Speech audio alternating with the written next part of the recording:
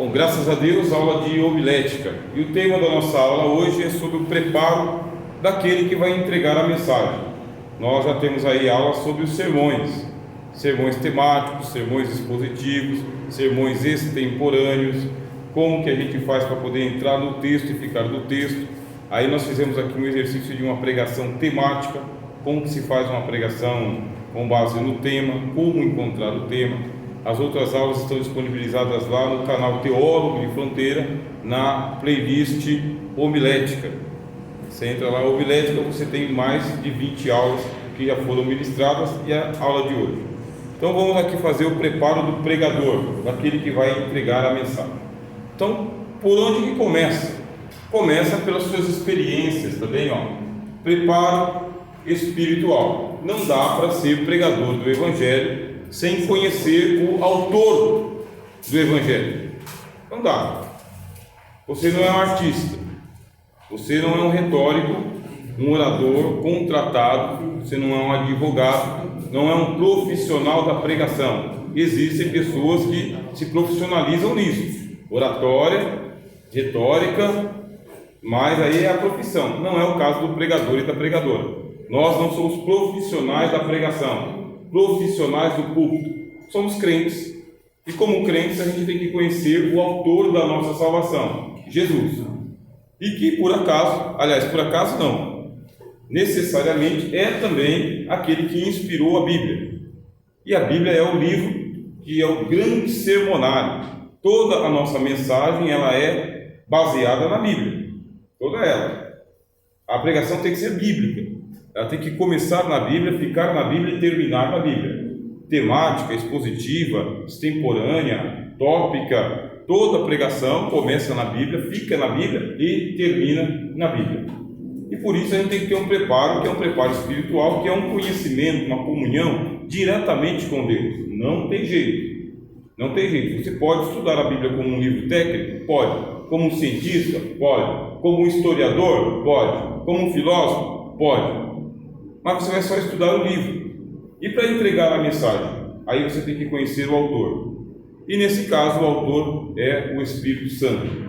O apóstolo Pedro fala que o Espírito Santo falou pelos profetas, estava sobre os profetas, que nenhuma profecia da Escritura ela foi escrita por iniciativa de homens, mas pela vontade de Deus. O Espírito Santo estava nos profetas e nos apóstolos. Assim, eles escreveram a Bíblia e o mesmo Espírito Santo que estava sobre eles precisa estar sobre nós também. Nem mesmo Jesus começou a pregar enquanto o Espírito Santo não veio sobre ele. Só depois que o Espírito Santo veio sobre ele é que ele começou a pregar o Evangelho. Aonde que está isso? Lucas capítulo 4. Lucas capítulo 4, ele vai até o Jordão, é batizado por João, o Batista. O Espírito Santo desce, ele vai para o deserto, para o Senhor. Ele vai para o deserto, quando ele volta, aí ele começa a pregação e ele abre o livro do profeta Isaías e lá está escrito: o Espírito do Senhor Deus está sobre mim, pelo que ele me ungiu. Tem dúvida? Peguem o texto. Lucas 4.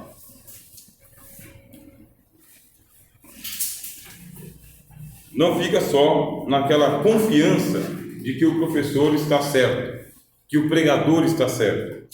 Vai você, pega o texto. Alguém fez uma citação da Bíblia no culto. Eu tenho a Bíblia, então você abre. Isso é um costume, tá, do crente. Conferir nas Escrituras se o endereço está certo, se o texto está certo. Lucas capítulo de número 4, versículo 14. Aí a gente confere o texto. Diz assim: então, pela virtude do Espírito, voltou Jesus para a Galiléia, e a sua fama correu por todas as terras em derredor. Ensinava nas suas sinagogas, e por todos era louvado. E chegando a Nazaré, onde fora criado, entrou num dia de sábado, segundo o seu costume, na sinagoga, e levantou-se para ler. E foi-lhe dado o livro do profeta Isaías, e quando abriu o livro, achou o lugar em que estava escrito: o Espírito do Senhor é sobre mim, pois que me ungiu para evangelizar os povos. Está vendo aí? Eu começo a minha pregação porque o Espírito Santo está comigo, desceu sobre mim. Ora, não foi o Espírito Santo que trouxe o Senhor Jesus?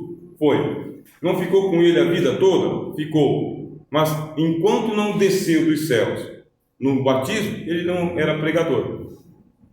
Ele era Jesus de Nazaré, mas ali, filho de Maria e José, esperando o tempo da sua pregação. Assim somos nós também. Enquanto não chega a oportunidade para a gente pregar, a gente vai aprendendo, vai estudando, vai tendo experiências com Deus. Está vendo aqui, ó? Experiências, espiritualidade. A sua pregação, ela precisa ser resultado do seu encontro com Deus, da sua comunhão com Deus, do seu conhecimento de Deus.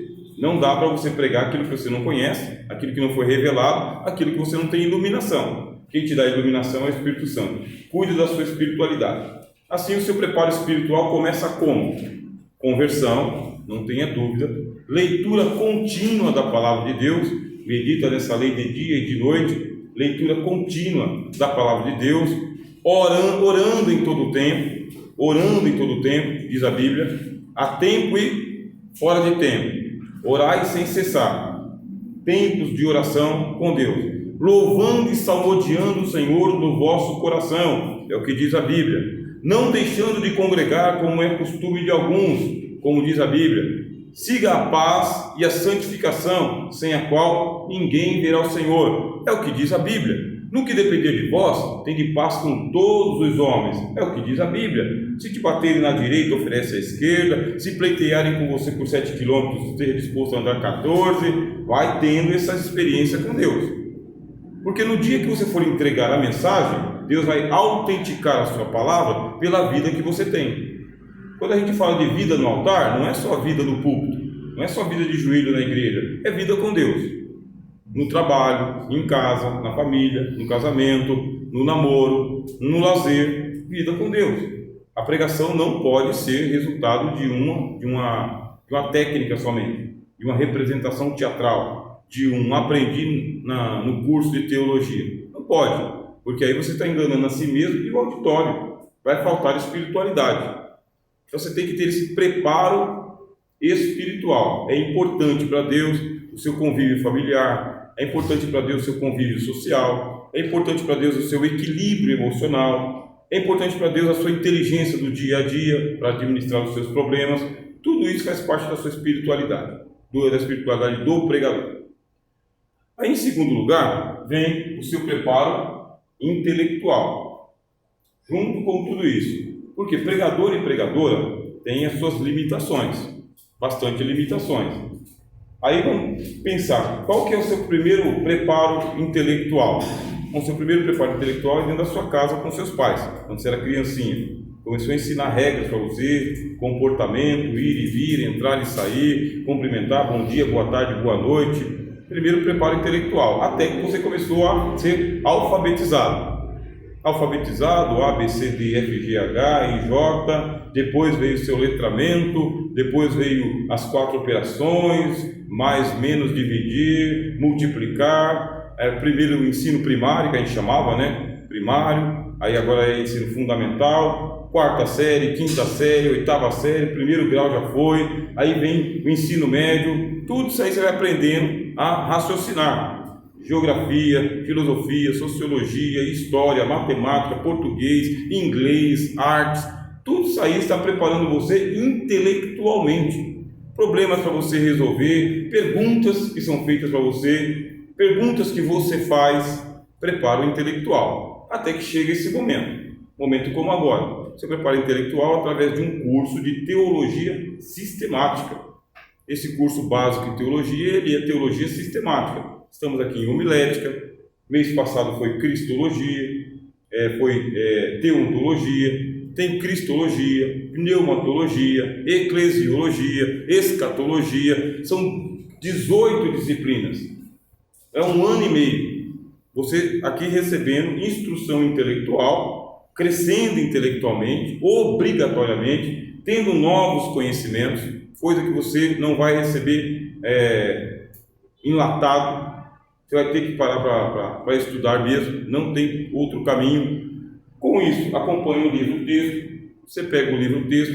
Agora você imagina, se você não passou pelo letramento, pela alfabetização, se você não sabe ler e escrever, o que vai adiantar esse livrinho para você? Ah, então o que eu faço? Abandono o curso? Não, vai agora para a escola, vai se alfabetizar.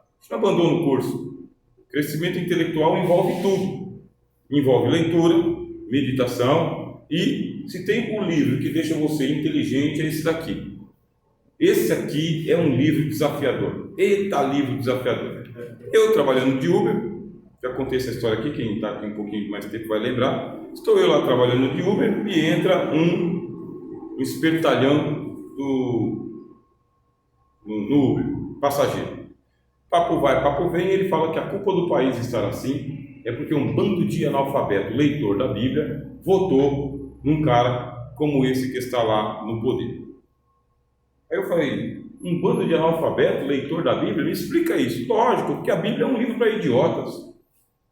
A Bíblia é um livro para gente bobo, para gente iletrado. Quem tem conhecimento, inteligência, não lê um livro como aquele. Aí eu disse para ele, o senhor está muito enganado. Porque se o senhor não tiver um mínimo de inteligência, você não entende um mínimo do texto bíblico.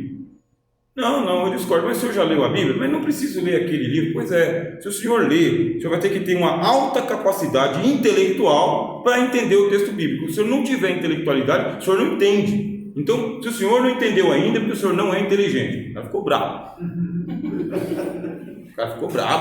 Ficou estribuchando lá, querendo contradizer. Mas eu nunca tinha visto por isso. Pois é, na Bíblia tem leis, poesia, história, profecia. A Bíblia é escrita em um excelente português. Essa tradução aqui, para traduzir um texto do hebraico para o português, do grego para o português, não é qualquer um. Tem que ter um preparo intelectual muito bom. Você imagina, João Ferreira de Almeida, ele traduziu a Bíblia do grego para o português. Ele tem que conhecer o grego e o português. Ele traduziu do hebraico para o português. Ele tem que conhecer o hebraico e o português. Tem que ser inteligente ou não? Aonde vai a vírgula? Aonde vai o ponto? Onde começa a frase? Onde termina a frase? O que é letra maiúscula? O que é letra minúscula? Se isso aqui é um verbo? Se isso aqui é um substantivo? Se é um adjetivo? Se é uma parábola? Se é uma narração? Se é uma profecia? Escreveu Provérbios de Salomão. O homem ditou mais de 3.000 provérbios. Dos 3.000 provérbios, você não tem 1.000 no livro de Provérbios. Nos 30 capítulos que tem aqui, não tem 1.000 provérbios de Salomão. Um salmo. Já tentou escrever uma poesia? É fácil escrever uma poesia? Escreve uma poesia aí, meu irmão. Não é fácil escrever uma poesia.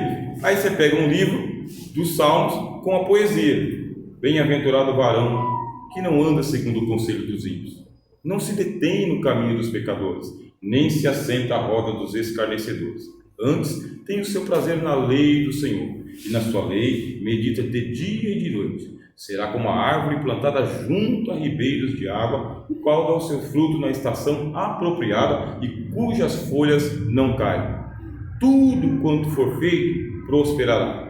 Não são assim os ímpios, mas são como a moinha que o vento espalha. Pelo que os ímpios não subsistirão no juízo, nem os pecadores na congregação dos justos, porque o Senhor conhece o caminho dos justos, mas o caminho dos ímpios perecerá. Poesia. O Salmo 1 é poesia. E o Salmo 119, poesia. E o Salmo 22, poesia. E o Salmo 23, poesia. O Senhor é meu pastor, nada me faltará. Andar me faz em verdes pastos. Guia-me mansamente às águas tranquilas, refrigera minha alma. Poesia. É assim que nós devemos ler o texto para a igreja.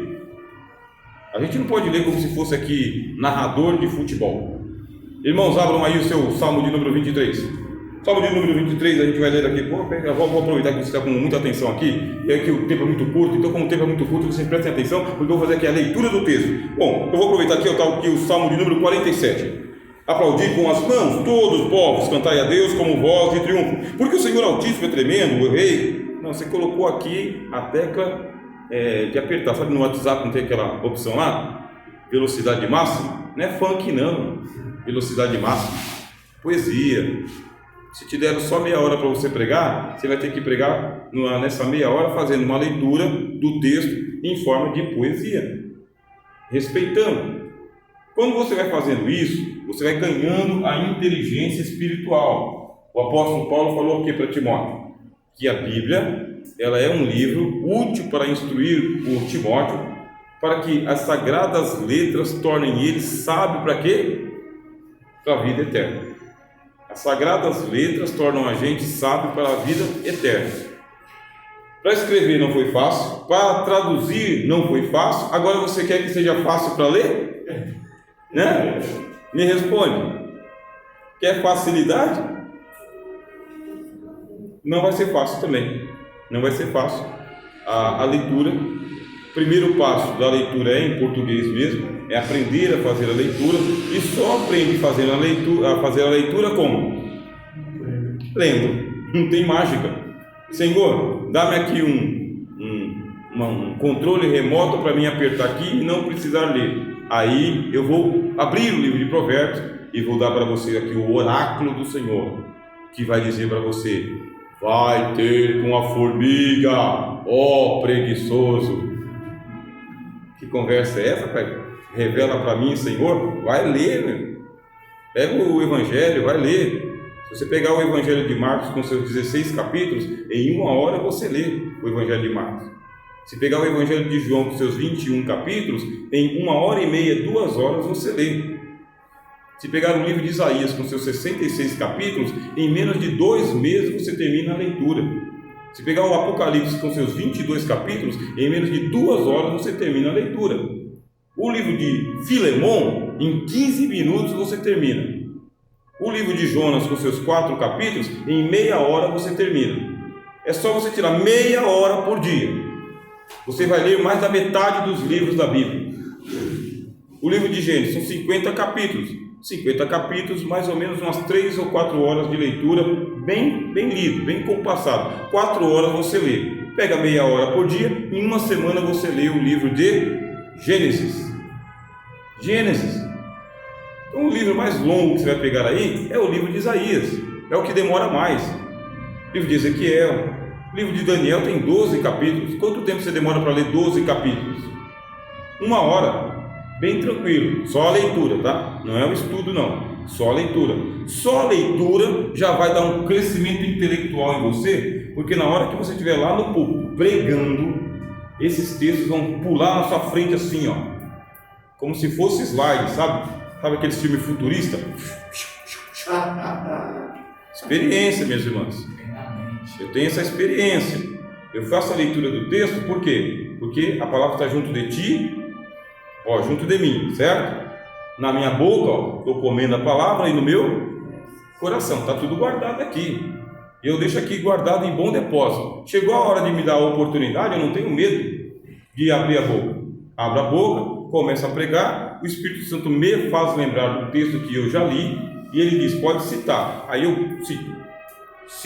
Coloco outro texto. Você está colocando camadas de tijolo em cima de camadas de tijolo. Quero ver o paredão que você não vai montar.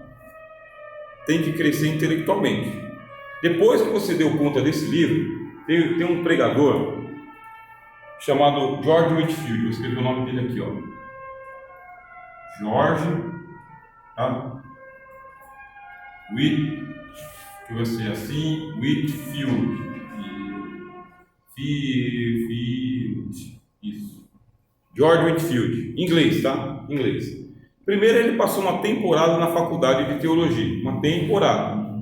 Ele queria se tornar um pregador, e na faculdade de teologia que ele se formou para se tornar pregador, era latim, grego, hebraico, o inglês e outras línguas. A Bíblia toda ele teve que ler nas línguas originais e nas traduções.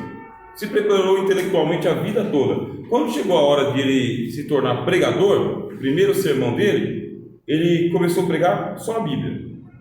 Bíblia. E o pessoal uma vez perguntou para ele, ô George Whitefield, por que você só prega a Bíblia? Porque os pregadores são viciados em ficar citando teólogos. Pregador teólogo é viciado em outro teólogo. De acordo com Louis Berkhoff, de acordo com Paul Tillich, de acordo com o Wayne Grudem, aí vai citando os teólogos, né? O famosíssimo rabino não sei o quê, aí é vício. E perguntaram para George Whitefield por que ele não citava os teólogos. Se ele tinha conhecimento do grego, do hebraico, de teologia, por que ele não falava dos famosos pregadores, como é costume, muito costume? Aí ele disse assim: olha, enquanto eu não der conta de citar Isaías, Jeremias, Daniel, Paulo, Tiago, João, Jesus, enquanto eu não terminar de citar todo mundo, eu não posso dar espaço para citar outros homens. Eu já tenho a Bíblia para dar conta, eu não dou conta nem da Bíblia, quanto mais nesses outros livros. E não é desprezando os teólogos. O que ele está dizendo? Que a primazia é para a Bíblia. Ele é o chamado pregador de um livro só, George Whitefield. O que acontecia com a pregação dele? Levava as pessoas aos prantos. O que acontecia com a pregação dele? Levava as pessoas à comoção. As pessoas saíam de longe para ouvir a pregação dele num tempo que não tinha internet e televisão. Vinham de longe.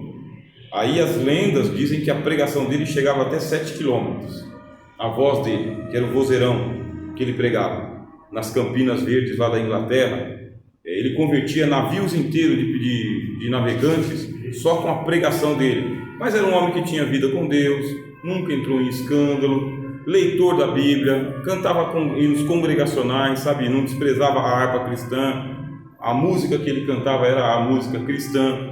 Então era um homem assim, centrado na Bíblia. Você cuidou da sua vida espiritual, cuida da vida intelectual. Agora, isso não vai impedir você de ler as reportagens para você saber o que está acontecendo à sua volta, na sua sociedade.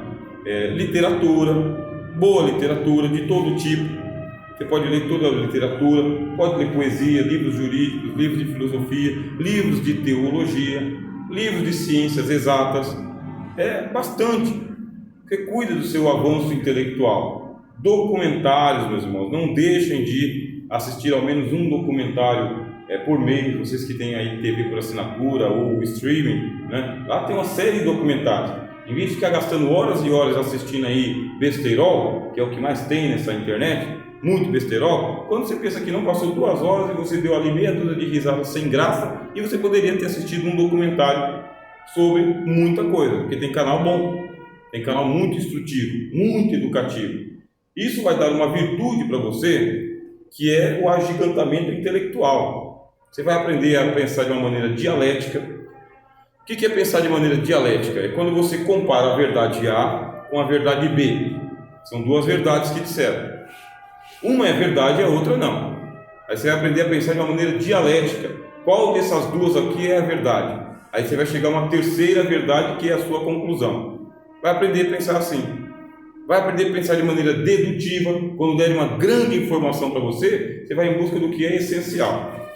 É muito palavróleo para pouca informação. Você aprende a pensar de maneira dedutiva também. E aprende a pensar de maneira indutiva. Te dão só uma informação e você vai em busca do resto.